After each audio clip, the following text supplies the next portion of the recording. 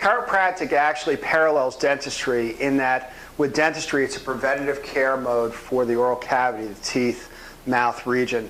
What they're preventing there is tooth decay. What people don't realize is that chiropractic prevents spinal decay.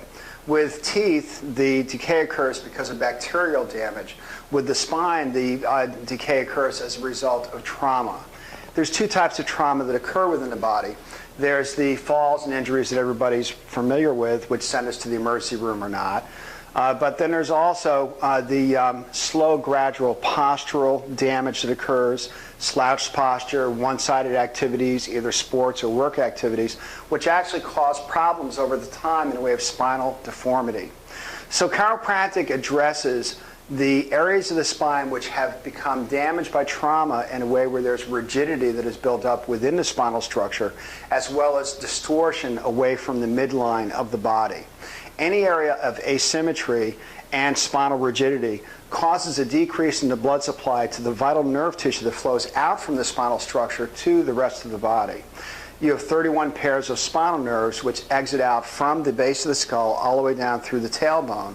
If those nerves are not working well because they're not getting their blood supply where they get enough oxygen and food to work, whatever they're connected to will not work as well. So what happens is the spinal nerves become increasingly weak, and as a result, tissue atrophy occurs over time. The research shows that this atrophy is silent over many years and is the result of the peripheral neuropathy, the actual neuropathic changes within the nerve tissue that occurs over time, which then causes the organs, muscles, tissues in the way of ligaments and other tendons and disc structures to literally not receive the proper trophic input, the proper life-giving stimulus from the nerves, which then causes those structures to deteriorate gradually over time.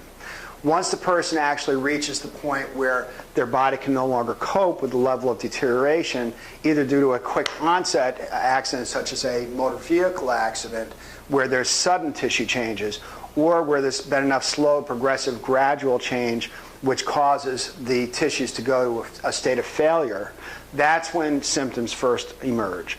And so as a person comes into me for care, it's either because of a sudden onset injury, which was really significant and caused significant tissue damage within the spinal structure, the spinal nerves, the surrounding supportive elements, ligaments, muscles, tissues, and discs, or some progressive damage had occurred over a period of many years, which led to a symptomatic outcome. So the first thing that we need to do is to educate the person that just like tooth decay will first form a small cavity, which then eats into the tooth until finally you get the symptoms of a tooth abscess, and that when you treat that abscess, you don't just give the Novocaine shot, and when the pain goes away, the person jumps off the table before the tooth is repaired and says, "Thank you, doc. When my symptoms come back, I'll be back." In the same way, chiropractic addresses the spinal derangement problems, the deformity and damage within the spine, which actually causes the symptoms that are being experienced by the patient. What we do is we train the patient that the symptoms are a way of letting us know what's happening. As the symptoms diminish in both intensity, frequency, and distribution, where the area and the intensity diminishes, the frequency of the symptoms diminishes, those are signs of the region healing. As that healing occurs, it's because there's been better restoration of spinal movement, spinal symmetry, which brings back blood supply to the neurological tissue. This then allows the nerve tissue to receive its proper oxygen and food or nutrient levels, which then allows those nerves to become healthier again. And then whatever tissues and other structures are associated with those nerves become healthier as well as the body heals. Now, if there's been enough tissue damage where there's been a region that will be compromised for the rest of the person's life because there's been too much deterioration, the person will then have a chronic, permanent condition.